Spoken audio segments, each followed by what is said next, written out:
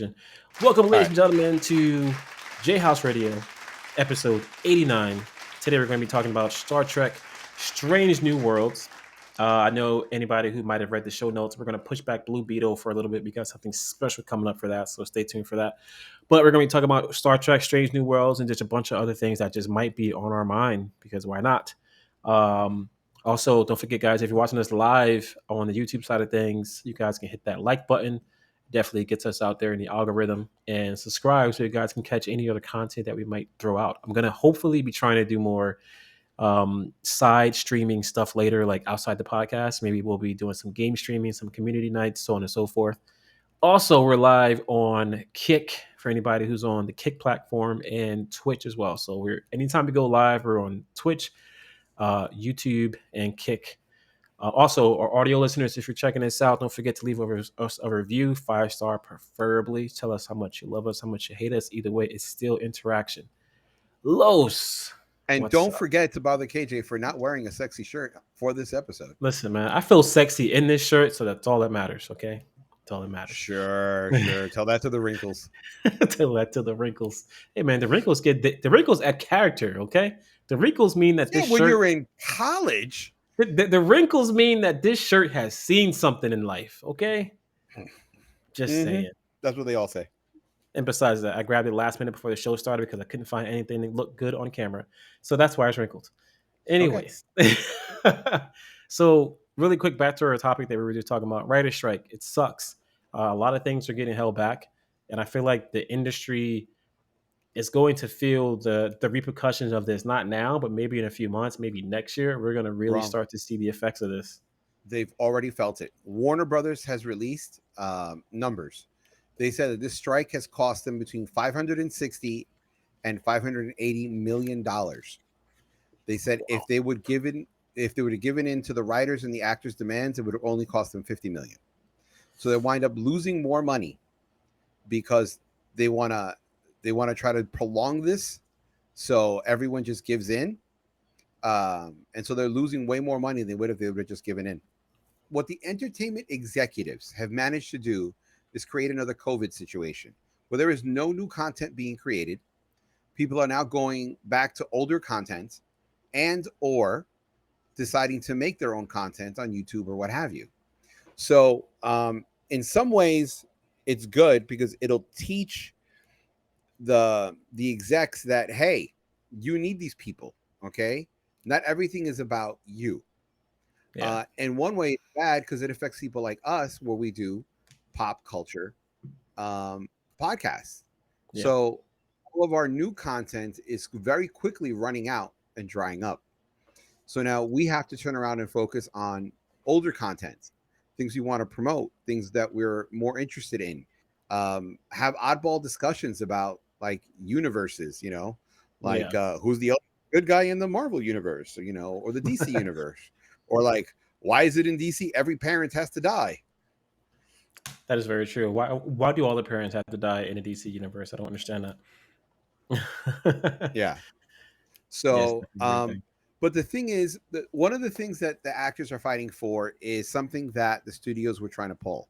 So let's say you are an extra on set. So they would laser scan you, and then they say, okay, we're allowed to use your image and your likeness forever. So in other words, if they need an extra, they can go, oh, here's KJ. Let's just use him digitally. And you get zero rights, residuals. You don't get no payment for it. You just get the $80 for that, $100 for that one day you were an extra, and that's it. That's scary. Um, That's scary. yes. Not only that, they want to. What these studios have been doing is, if they hired, let's say, me to be a writer, Yeah. they would hire me as a freelancer. So in other words, as a freelancer, I wrote 4 episodes, but I get zero residuals because I'm a freelancer, not a staff writer. So now I created 4 of your best episodes, but the only thing I get is my name as a credit, and let's, for the sake of argument, just using simple numbers, and the $1,000 I got for writing those 4 episodes. That's what the writers are fighting for. The other thing is the producers, yeah, they may come up with an idea, but it's the writer's room that creates the stories, creates the episodes, creates the characters. And that in turn gets fed by the actors who turn around and do everything else. And the thing about being actor on a show is not only are you on the show, you're portraying the character, you're going through all these emotions, you're doing countless publicity. And if you are like a Star Trek or a big franchise actor, you know, DC, Marvel, Star Trek, Star Wars, you're constantly going to conventions. You're constantly promoting all these, you know, all these shows and things like that and talking about it. Hmm. So it's a very big problem. And the weird thing about this writers and actors strike is animation is unaffected. It's a different union. Ah, animation is where the work is at. I guarantee you, next year we're probably going to be getting a crap ton of animated shows, movies, TV shows. You know, Well, here's the thing though, and here's the problem. Um, from what I understand, and I could be wrong, but you know, I'm not in the either union, yeah. so I only know the little things that I've heard. So if you as an actor, let's say Keith, okay, you have a role on the newest Star Trek show, Star Trek Legacy, right? Okay. Now you're on that show and everything else. You cannot do an episode of animation because your union won't allow you to go do animation. Really? And yes, and animation costs almost as much as live action. So yeah, so that is in a nutshell the writer strike, the effects of the writer strike. We are going to go back into a COVID like media black hole where we're all looking at old properties, and we just might, you know, start doing things like movies con queso because we have nothing else to talk about. Hey, we can turn into the pop culture of throwback movies, I guess. You know, until movies start coming back out again, or TV shows. You know, so Yeah, the JHouze rewind. the JHouze Rewind. We're gonna just completely rebrand. Just be called the Rewind Podcast. All Oh right. God, no. All right, so our topic of the day: we are reviewing seasons 1 and 2 of Star Trek: Strange New Worlds, and we're looking at it from two different points of view. Me, a Trekkie who loves Star Trek, loves the show, and KJ, who is essentially um, a Star Trek virgin who doesn't really know where to watch it. A Star Trek So virgin. yeah, because let's face it, what have you seen? You've seen Strange New World seasons 1 and 2, maybe 1 or 2 episodes of Captain Kirk. You know, Spock, what are you doing? You I know, think I saw like maybe half an episode of Picard. And like growing up, I was actually, I don't want to say a big fan, but I did watch like the original Star Trek show growing up as a uh kid. huh. I don't know why, I just did. I didn't know what was happening, but I was a fan. But yeah, I'm mainly a Star Wars fan. I fell off on Star Trek heavy. I have no idea what's going on in the universe, but Well, the same thing can be said about your Star Wars stuff because you haven't caught up on, you know, Clone Wars and Rebels and on listen, all the other stuff. there's too much content to catch up on everything, man. There really is. Even things that I am fan of, sometimes it's hard to catch up on everything. 20 minutes a Um, day. That's all it takes to catch up 20, on Clone Wars. 20 minutes a day catch you up on all the good, amazing content. All right, Yeah. so quick question. So I guess so from your perspective, for anybody who is not caught up on Star Trek or Strange New Worlds, if what is the where does Strange New World fall in the Star Trek universe? Like, if that Okay. makes any So sense. um, I could talk about it two ways: in the timeline of the show, or I can talk about it in the reality of the timeline of our world and the way the show was. In the timeline of the show, preferably. Okay. In the timeline of the show, this is technically the third the third point in history we're looking at the Star Trek universe. Because first was seasons 1 and 2 of Star Trek Discovery. No, I'm sorry. First comes Star Trek Enterprise, then 2 seasons of Star Trek Discovery, Strange New Worlds, then the original Star Trek, Next Generation, Deep Space Nine, Voyager, and then seasons 3 and 4 of Star Trek Discovery. So that's how it falls in the timeline. I Okay. know it seems a little weird, It but is a little weird. just like the original Star Wars was episodes 3, 4, and 5, and then they did 1, 2, and 3, and then they did 5, 6, and 7, and they did the Clone Wars, which is in between episodes 2 and 3.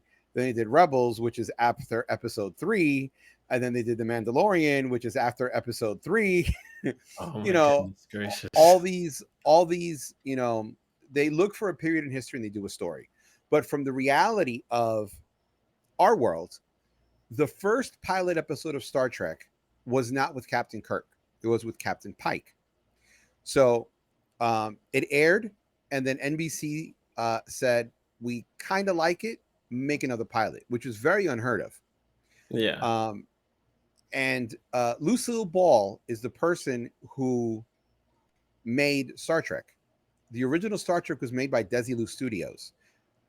Desi, or as everyone knows him, Ricky Ricardo, had left the company at that point, and Lucille Ball pushed for Star Trek to be made. So the original pilot was with Captain Pike. They did a second pilot with Captain Kirk. The whole Star Trek, phenomenon started. And then what had happened is almost 50 years later, someone at Paramount said, you know what? Let's create a show from the first pilot episode of Star Trek. And when a show gets picked up from pilot, gets produced from a pilot, it's called a pickup. So they said that Strange New Worlds took a 50 years to get picked up to become a series. So, Sheesh. 50. yeah, 50. Sheesh. It's probably more. So that's how it sits in the timeline. Captain Pike is the second rock star of the Federation. No, seriously. Quote unquote. The first one was Captain Archer on the original Enterprise. The original Enterprise was pre-Starfleet. Then there was Star Trek Discovery, which was in Starfleet. Then there's Strange New Worlds, which is in Starfleet, and then the rest is continuing in Starfleet. So Strange New Worlds has a very unique background where that's how it happened. Okay.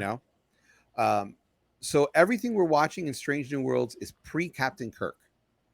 So okay.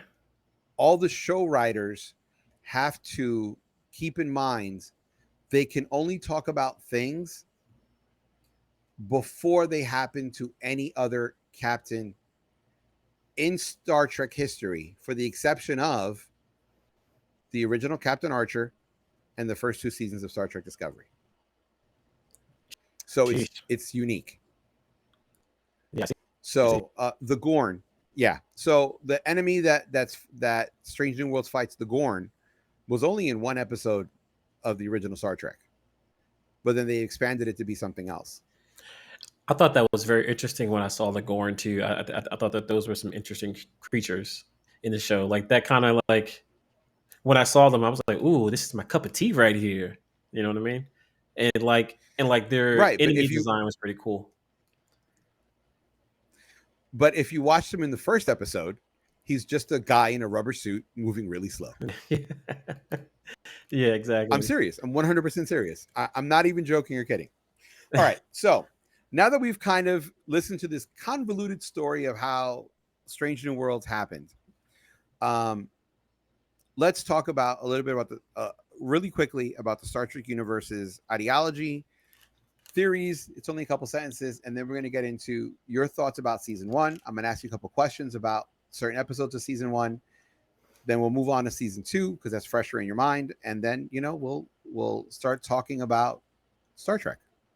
So, Star Trek is unique in the sense of it is one of these franchises that are better on TV than on film because they tell a better long story than they do a short story, like in movies.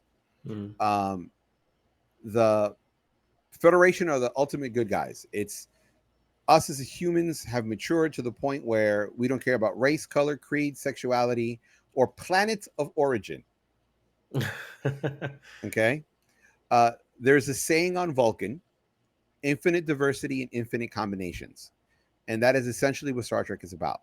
Yo, You fuck with us, we fuck with you. But we're not gonna mess with your house, your way of life, your culture, your religion, your anything. Mm, We're friends and we're cool. You keep your business your way, we keep our business another way. mm, So that's essentially what Star Trek does. And everything in Star Trek has some is based on some theory in science. Everything from the transporter to warp engines to sensors to phasers to shields, mm. uh, all that stuff is based on some real world science. Okay. Obviously, it's fantasied up like 500 levels, but the initial idea of it is a foundation in science.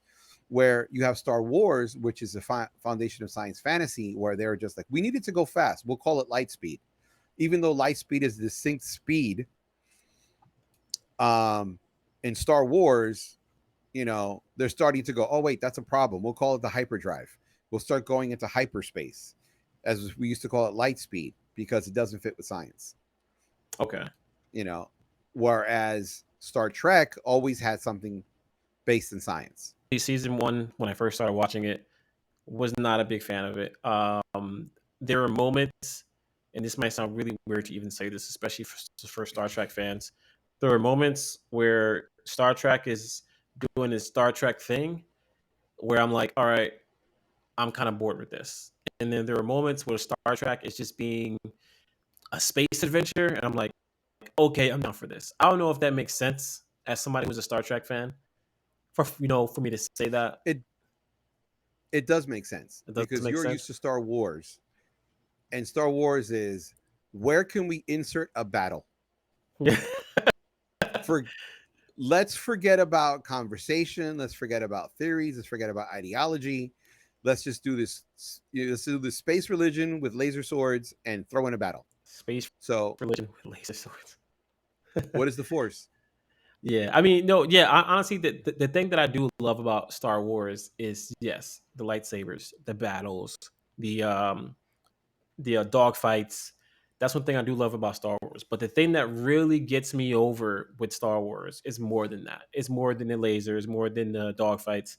It's the larger than life characters. The characters that when you see them, you're like, oh Okay, man, wait, that wait, wait, that wait, wait, wait, wait, wait, wait, wait, wait, wait 1 second. There is no larger than life characters in Star Wars.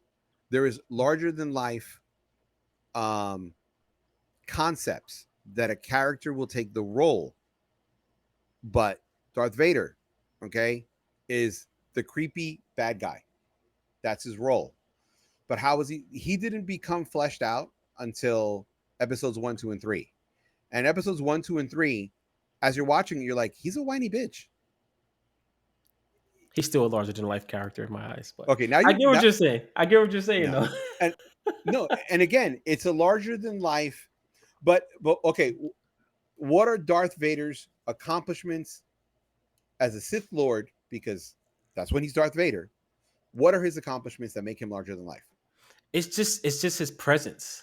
It's just his presence. For me, it No. doesn't But again, a character who's larger than life has a list of accomplishments. What are his accomplishments? making you look at when you look at him on screen. You're like, okay, that dude is somebody I don't want to mess with. That's an accomplishment to me. Just the fact that the mystery, like you said, we didn't know much about Darth Vader until like the last, what, 10, 15 years. And Darth Vader was introduced like 30 years ago, 40 years ago at this point. So at that time, when he first came out, we didn't know much of anything about him. We didn't know much of his backstory. We knew nothing about Vader. We didn't even know his name was Anakin until like 2 seconds ago. You know what I mean? So the fact that you have mystery, the fact that this guy is just like a killer, this guy can kill you with his bare hands. He can kill you by just looking at you, and his presence, the way he carried himself, his stature, like those type of things just make a guy larger than life. And like people have idolized and loved this character for so many years before they even knew that his name was once Anakin, before we even knew his backstory, before we even knew he used to race pods. People loved him. Okay, That, but like, come what on. accomplishment has he done to make him larger than life? Everything I just said. He No, doesn't no. have to Those he aren't doesn't accomplishments. Those are his appearance. Oh, chat. Those are Come not on. his accomplishments. If anybody's Okay, watching live, let's go through his accomplishments in episodes 3, 4, and 5. Okay. okay, okay, Uh he boards a spaceship, barks out orders, right? Gets okay. into a lightsaber battle, kills an old man. New Hope. Right or wrong?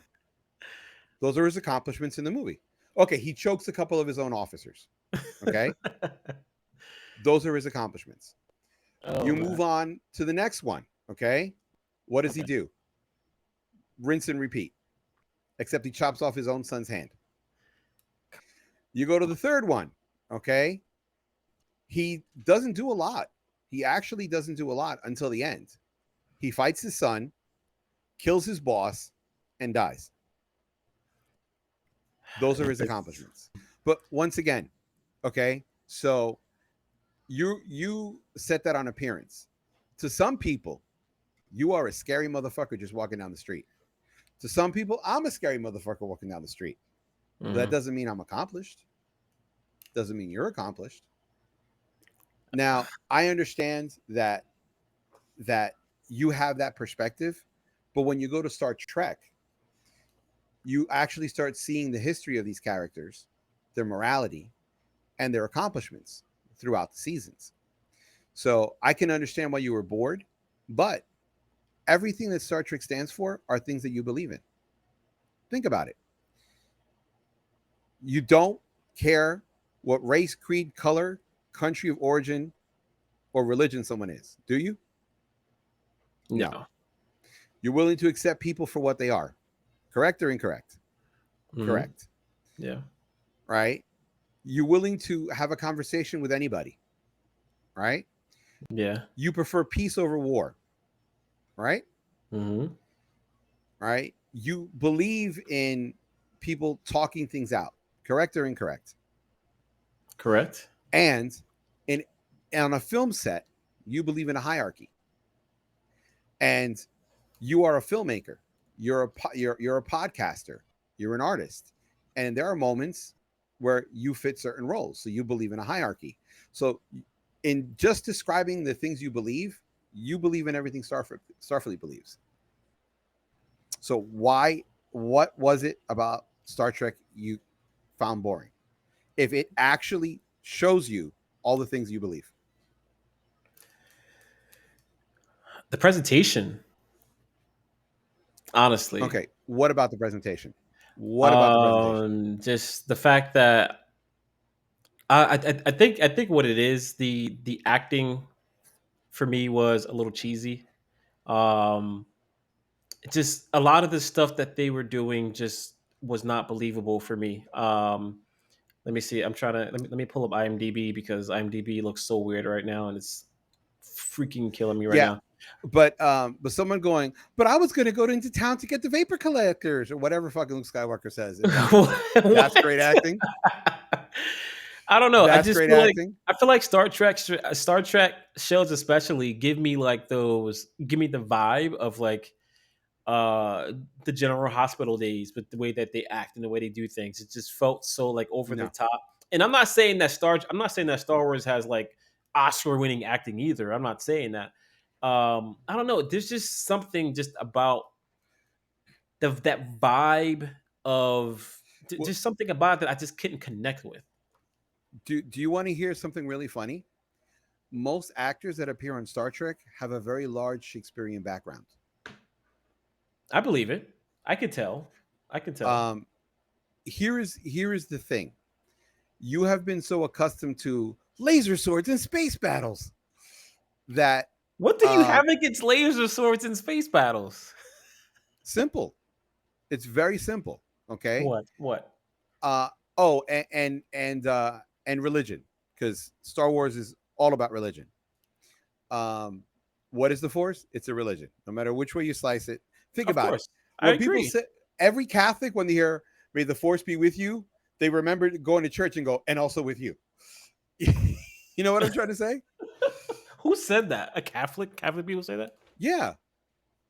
Never When heard you that. go to church, peace be unto you and also with you. it's you're not Catholic, so you wouldn't understand. I used to be Catholic. I used to be tortured with that. So Okay. ask any Catholic and they'll tell you that. What about Laan Noonien Singh, the security chief? Um, I didn't like her in season one at all. I felt, but I know that is part of her character. I wasn't too crazy about her. I thought she was just, she was there. She played her role in season one. She was very just straightforward, non-emotional character in season one, which was okay. Her character didn't connect with me in season one. Season Yeah, two, she her didn't connect with character, a lot of people. yeah, she really didn't connect with me in season one. Season two, she really connected with me because of her relationship with Kirk when she went back in time in episode three, Tomorrow, and Tomorrow. That's literally Yeah, the tomorrow, episode. tomorrow, and tomorrow. Yeah, It's literally the name of the episode. Um, I freaking loved her chemistry with Kirk in that episode. I remember sitting down watching episode three of season two, and I was like, wow, I'm loving it. And I was into it. I was really just jiving with that. Her and Kirk's chemistry was just amazing. And I was like, I would love to have a show with just them two. Like that was it was so good. that was my least favorite episode in That was your all of it. least favorite? My Oh, least I favorite episode. loved it. Oh man, My least her favorite. and Kirk. Okay, so what do you think Amazing. about her PTSD and what she went through? Um, Now her PTSD was the connection with her family, right? And how like The Gorn kidnapped her family, yeah. implanted babies into their bodies. The babies burst out of their body and then ate the remnants of this family. I like once I learned more about her and learned that I realized why she was the way she was. Because at first I was just like, why is she just so moody and broody all the time? And then as you get to know her throughout the two seasons, you start to understand why she's so hard shelled. You know what I mean? Like Okay. you get it basically. So I wouldn't say she's one of my favorite characters, but I did like the episode with her and Kirk. So you know, she was okay. She was all right. All right. What about Ortegas, the pilot? Ortega's, she was all right. I wasn't really too crazy about her. I did like how, um, like I love how she got excited about just being a pilot and just wanting to get down there, like on the ground, boots on the ground, and like just getting more involved. It was pretty cool to see her like try to push that so much with the captain, like, hey, let me in, coach, let me in, coach. Other than that, I mean, I thought she was okay. She wasn't really my favorite character. She's probably one of my least favorite characters, to be honest with you. The So, actress actually went through a very horrible thing between seasons 1 and 2. Her partner, her man, died. ooh, He that's succumbed to an tough. illness. She almost didn't come back for season 2, but she did it anyway, and she went through a lot. Um, okay, so number one, Una Chin Riley. Number one, Una Chen Riley. I did not like her acting, in my opinion. Really? I didn't like. It felt too soap opera ish. You know what I mean? Like I felt like she was trying hard to exert certain emotions, and it didn't come off natural to me. Wow, So that you are very unique in that opinion because a lot of people love her character. really, Yes, yes, I love her character. I really do think that um, that you. I think the reason why you're not connecting is you're not understanding a lot of these characters and where they're coming from. And it also comes. Think about it. You're jumping literally at the tail end of the Star Trek universe. That's like someone's first exposure to Star Wars is Ray. You know what I'm trying to say? ooh, could you imagine? Dang, Yeah, that would be kind of crazy. Your first experience with Star Wars is Ray. Wow. yeah. I think that's what's happening with your experience with Star Trek. All right. So what about Nurse Chapel, Jess Bush? Nurse Chapel and Dr. Mbenga, I love those two. My Me two too. favorite characters in the entire show. Like their chemistry, the way they bounce off of each other, their missions and the things that they go through was freaking amazing. There was episode 8. I loved episode 8 when we got a look at their background, how they met, the war that they had to basically help each In other season two, you're talking about. in season In two. season Yeah, two, you're talking about. Yeah. All right, we're still on season 1. Oh, season one. Well, unless you just want to do it like reviewing the characters and then bounce around. You'd rather do that? Just talk about the characters and Yeah. bounce around episodes? Yeah, that's fine. That's fine. Might as well. Why All not? right, let's do that. So yeah, in season one, um, I don't know. I didn't really know what to think about her in season one. I feel like I didn't really get to, in my opinion, I didn't really get to know her as much as I did in season two. So she didn't really impact me that much. I mean, in season one. In season two, that's when I felt like I personally got to know her character more. And like I said, her relationship with Dr. Mbanga and them two as a team just was so amazing. So yeah, I freaking love her character. I love the relationship between her and Spock. As time went on, you start to see that hey, she has a thing for Spock. Spock has a thing for her, and you're just waiting for that moment for them to just say, "Hey, I like you." So it was great to see that relationship build in season two. But overall, I think she was a great actress. She played the role very well. Um, one of my favorite characters for sure, hands down. Yeah, you'll hate what she turned into in the original Star Trek series. What about Uhura? Uhura did not like her character at all. Did not like Really? her character. Going back to the performance thing. I realized from a stage perspective, she probably is an amazing actress, but in the show, I just felt like it just didn't feel natural. A lot of her lines didn't feel natural, especially in season one. I felt like she was just so over the top, like not word for word, but like, "Hey, Captain, what's going on? We're getting ready to go on this mission, and I'm gonna do the telecommunications thing. Right? Beat me up." Like it just felt so cheerleader, rah rah, and it was just I don't know. It didn't feel natural to me. It came off a little awkward, in my And opinion. that's how I felt about Anakin. Really, Yeah, really, you yeah, felt that way about Anakin? yeah. This is pod racing. Yay! Kid though. He's a kid. Doesn't matter. Come on. And she's a cadet. She's Uh, fresh out of the academy. What did you think about Admiral April? Admiral Ape. I love his character. Love his character. Just very strong, stoic the way he carried himself. Um, he didn't really have much to do on the show, but just I love the way he carried himself. Like strong black man in the Enterprise is the vibe that I got from him. Ah, you see, but that's the thing. On Star Trek, there is no such thing as a strong black man. He's just a strong man. Yeah, you're right. You're right. But it's And good. that's the thing about Star Trek. No, because if you look at Deep Space Nine, right, when you had a black captain, there was never an issue of him being black. It was always just Captain Cisco. When you looked at the Doctor, who was a British Indian, never once did they mention he was Indian or British. Yeah. You know, that's the thing about Star Trek. Okay. Well, the reason why I said that is because his only other appearance was in Star Trek the animated series, and he was a white guy. Remember when we Really? first spoke about the show, and I told you the only thing I thought was a little weird was they cast it from a white guy to a black guy, but I was like, it's a good actor, so who cares? Mhm. Do you vaguely remember when I mentioned that? Yeah. Yeah, I do. That's the character I was talking about. Uh, Um, what do you think about Pella, the new engineer on season 2? when she first came into the series, I think towards the tail end of season one, I believe. No, she started season 2, episode 1. So season two, episode one. Damn, I'm like Yeah, mixing it in. Um, I thought she was interesting. She was a nice little, like she was a nice addition. She added like a different flair to the crew. And then I think after like that first episode, she kind of just fell into the back pocket. She showed up here and yeah. there. She said a few words, with her little raspy voice. Um, it was cool to see her with who who was she with in that episode? The episode that I liked, the Tomorrow, Tomorrow, Tomorrow. It was nice to see her interaction with Kirk and what's her name in that episode. Other than that, I mean, she really was just one of the background characters. I mean, like I said, her first episode was cool. She was a nice addition. She mixed up things a little bit, but after that, she just kind of fell into the background. Honestly, Okay.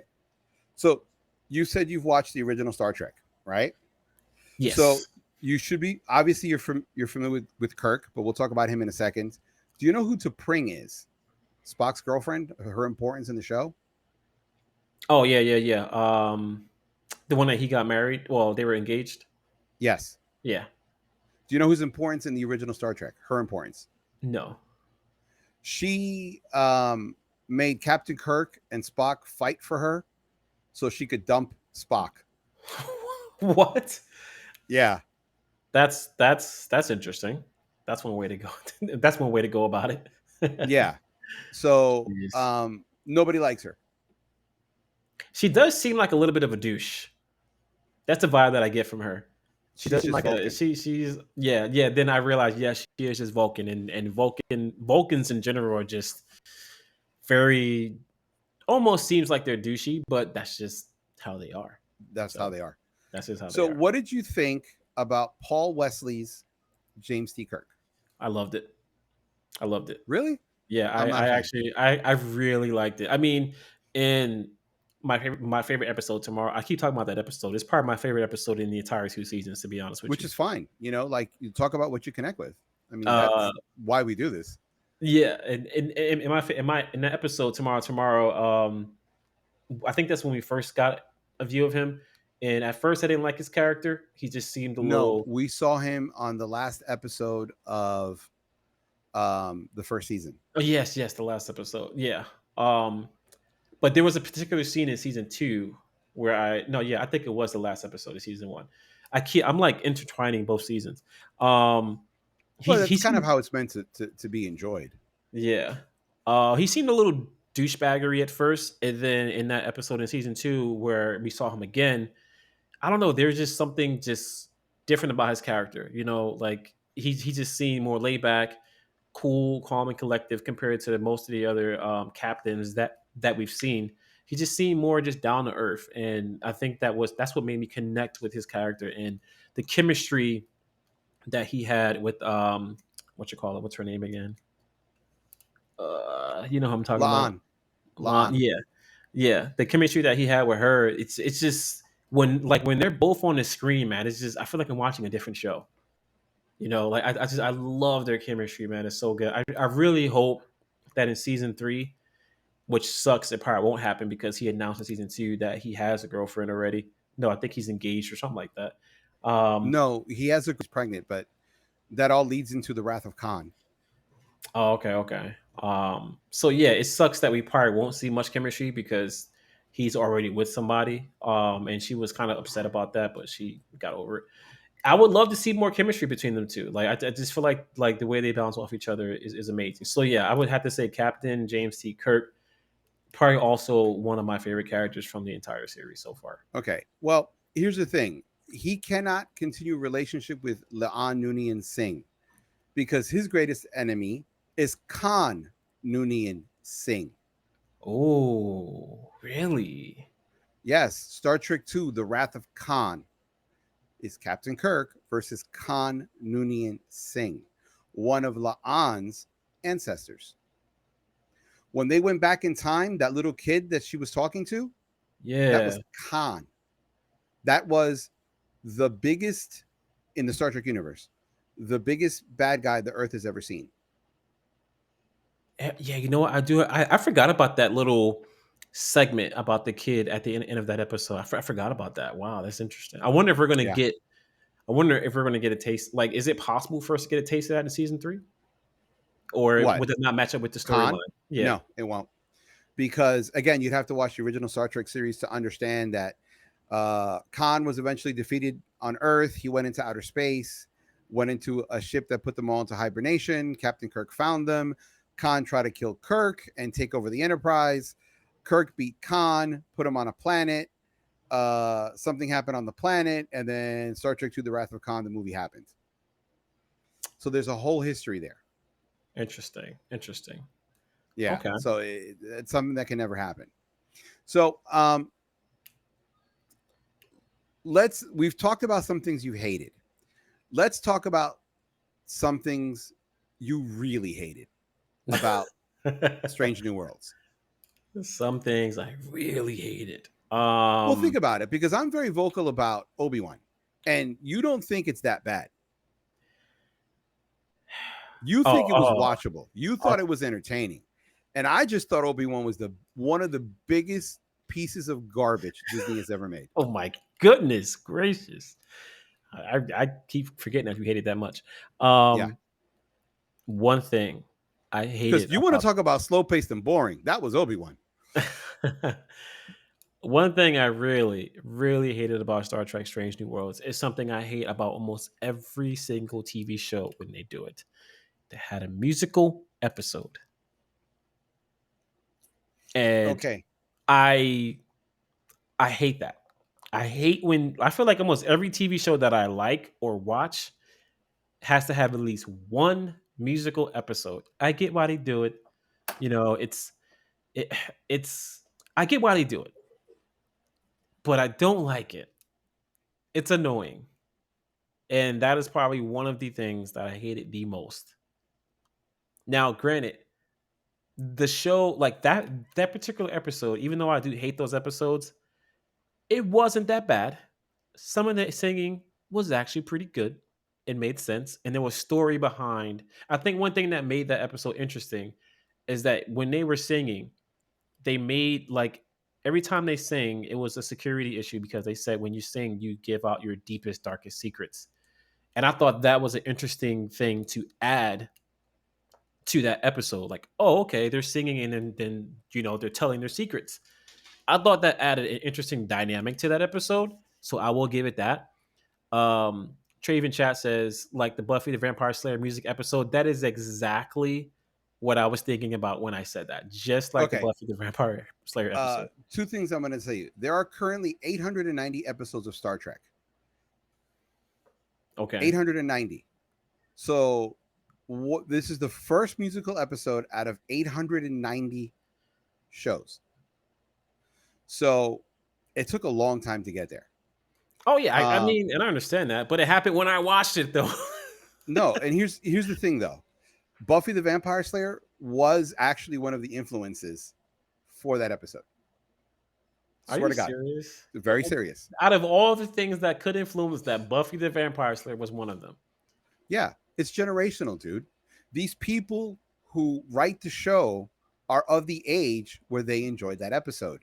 And so many of the cast members of Star Trek Strange New Worlds have a musical theater background. The one who has the biggest is Laan Noonien Singh. Really? Yes. Wow. I would have And actually the thought and the otherwise. second one is Ahura. She has the biggest musical theater background. Uhura looks like and sounds like she actually knows how to sing. So I can expect that from her. And you know who else who has the third biggest? Don't tell me the captain. Rebecca Romaine. Really? Number one. Wow. Yes. Wow. Okay. I can see that. Yeah, Trey, Buffy is goated. Buffy is one of my favorite TV shows of all time. I will tell Hands you down. this much.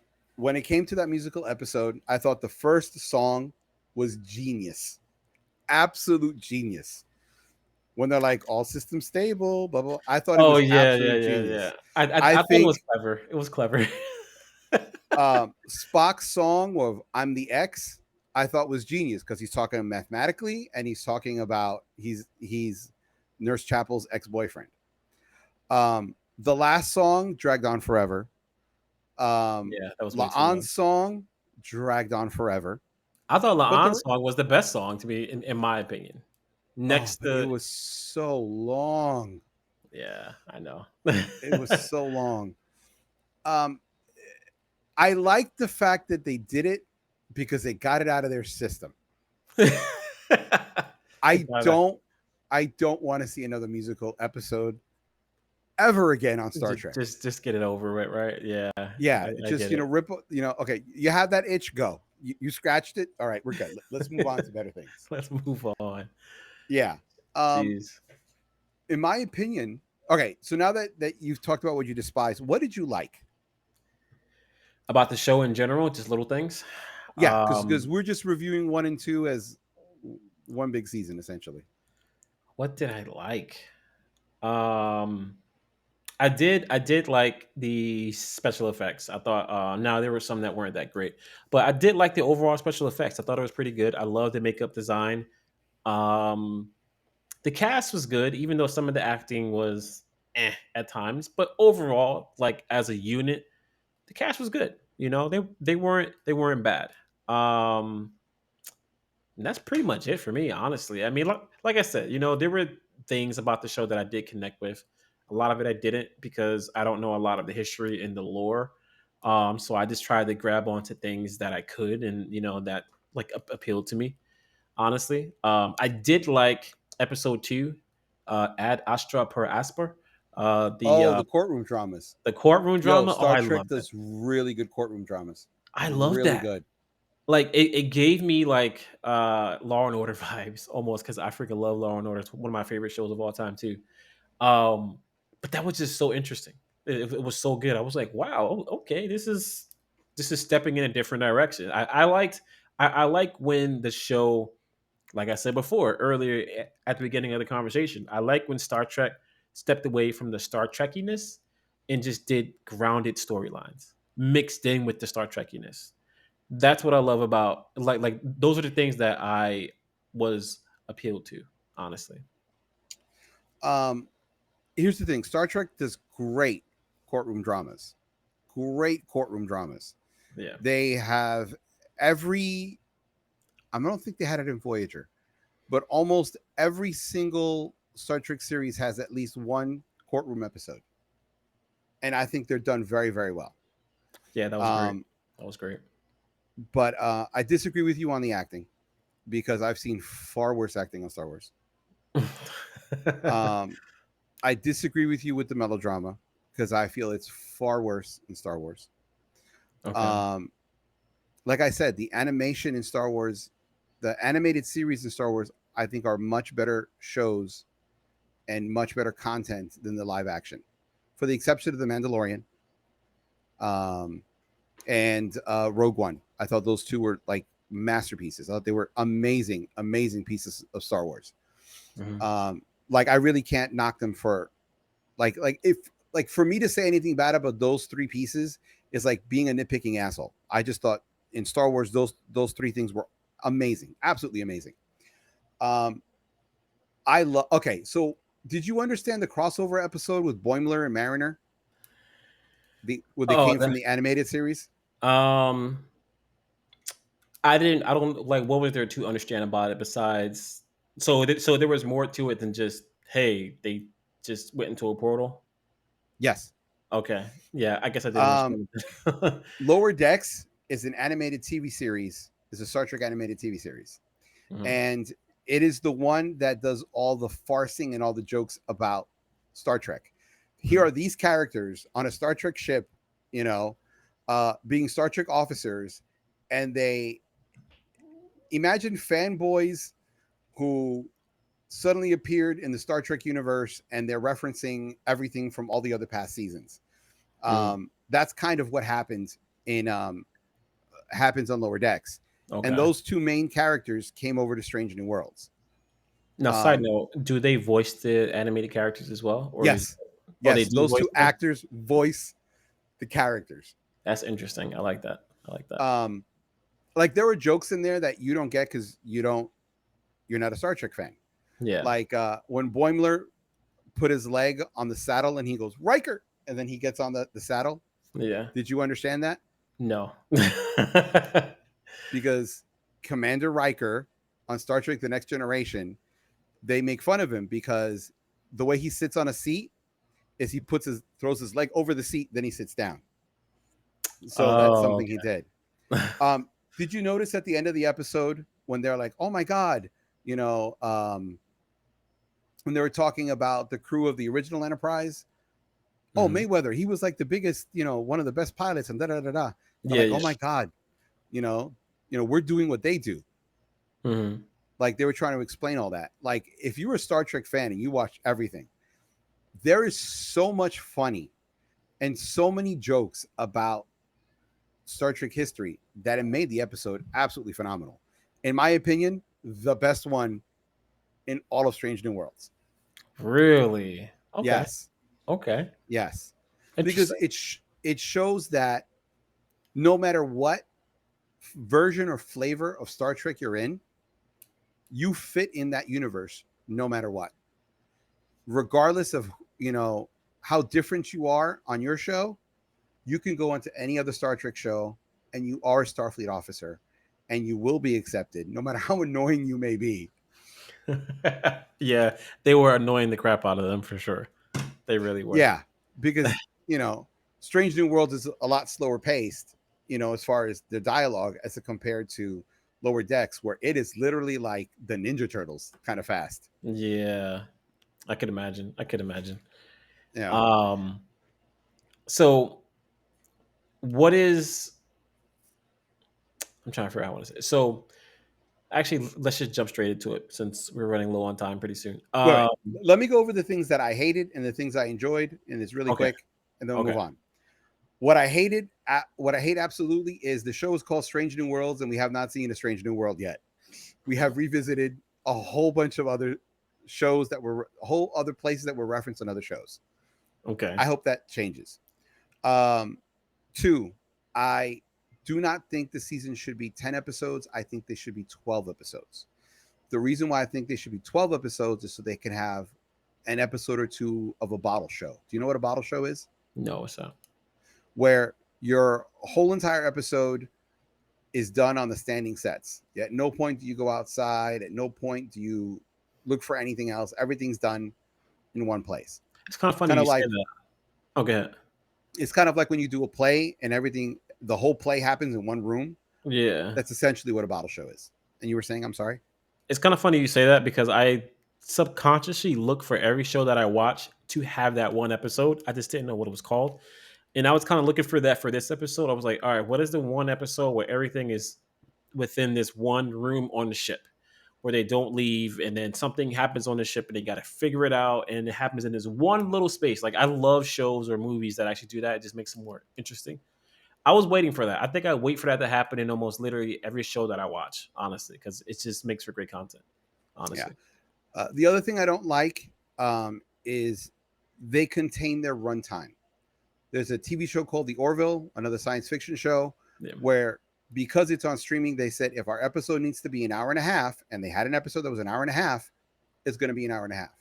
yeah. If the episode needs to be 40 minutes, it's 40 minutes. That's the only other thing I don't like. I wish I didn't like about Strange New Worlds, that they really constrict their runtime.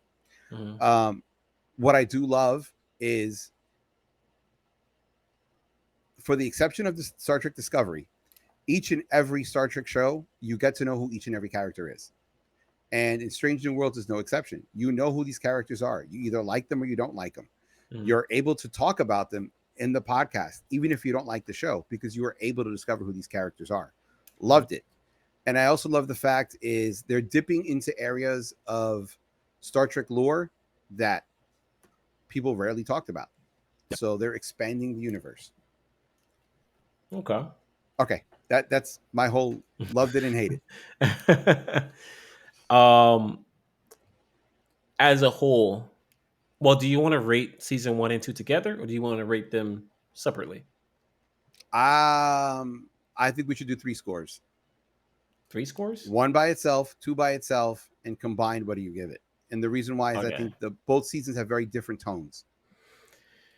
All So right. season 1, what do you give? Season 1, 2. Out of Two 5 choc- chocolate bunnies. 2 chocolate bunnies out of 5. Season 1. Season 2. In comparison, like if I'm not going to score it as like I'm not a Star Trek fan. It sucks. I'm giving it a 1. I'm just gonna just score it as what it is, basically. So season 2, I'll give it a 3.5. Okay, so it got better for you. It got better because I felt like the characters, I got more story behind the characters, and I feel like we just like they I feel like they focus more on the characters than the adventures or whatever you want to call it in season 2 compared to season 1. In my opinion, that's just what I got from it. So, So in other words, that Spock episode where you turn human, you loved. oh, I forgot about that episode. I actually did really like that episode. I like Okay. that episode. You know, So yeah. So overall, what do you give it? overall, I give it a 3. Like all together, both seasons, Star Trek: Strange New Worlds. As a non-Star Trek fan, I give it a 3. Okay. Season 1, I will definitely give it a 5. I Wow. thought season 1 was really good. Wow. Okay. Season 2 is good but not great, and I can't tell you exactly what they did to make me say that.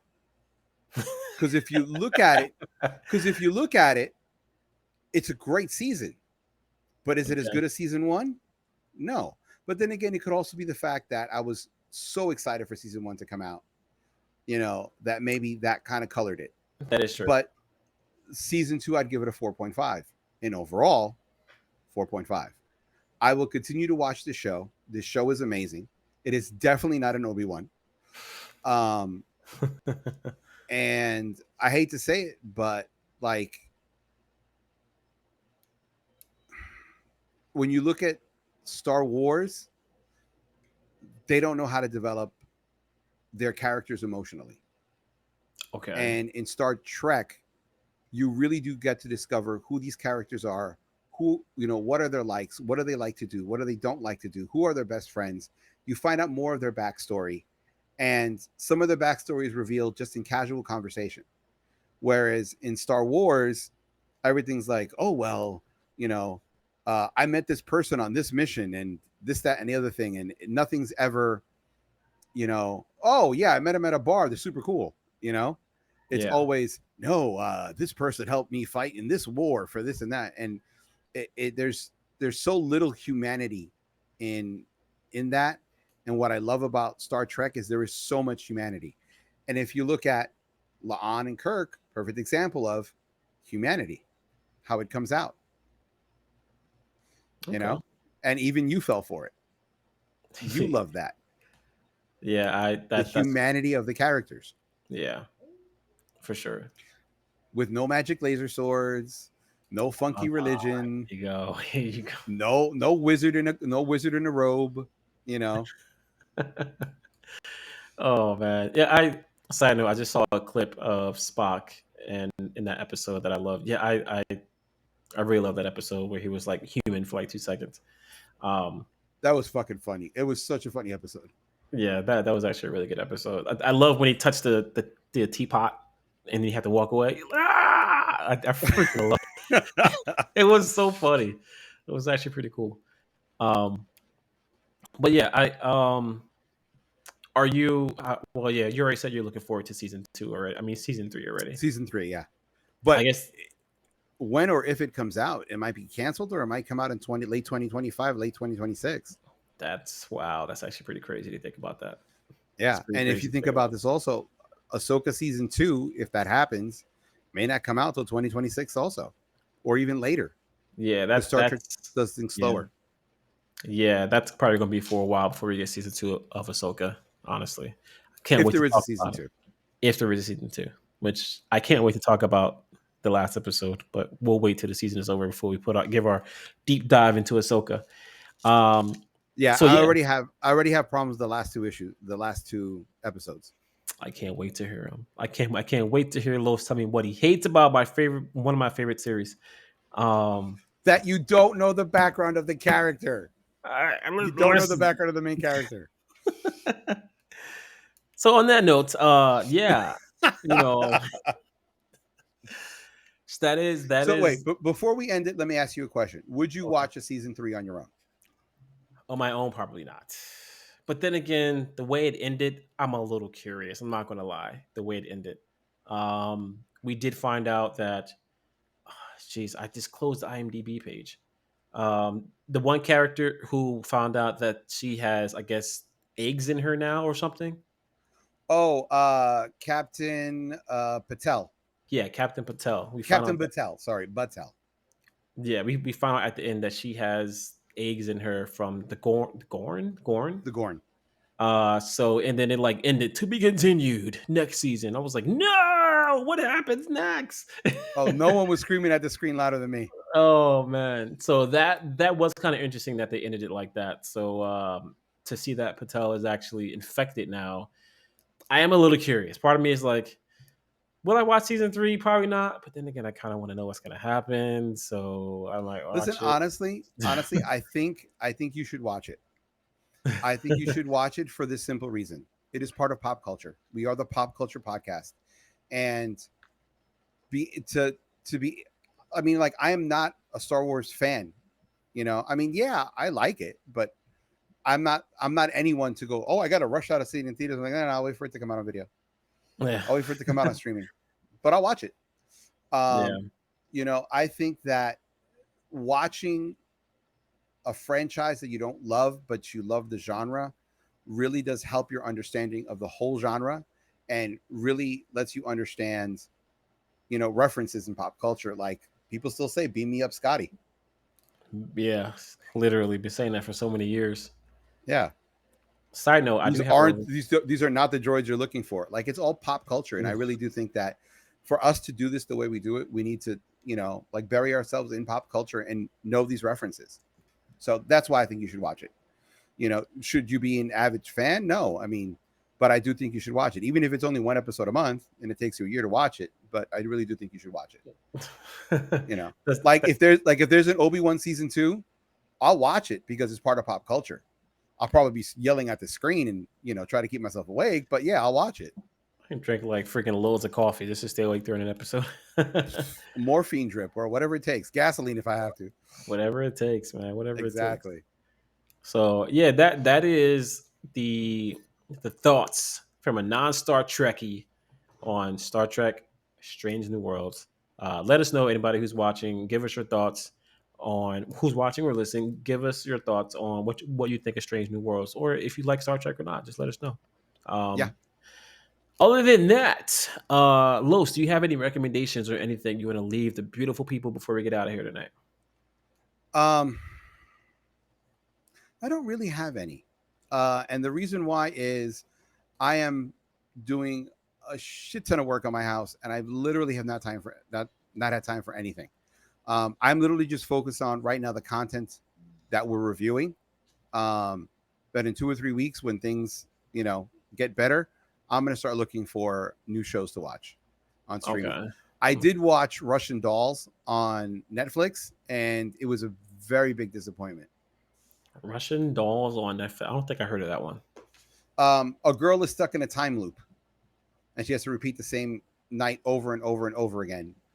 And every time she dies, she goes back to a certain point in time. The Viva premise La Guam? sounds Okay. interesting. The premise sounds interesting, but the show was terrible.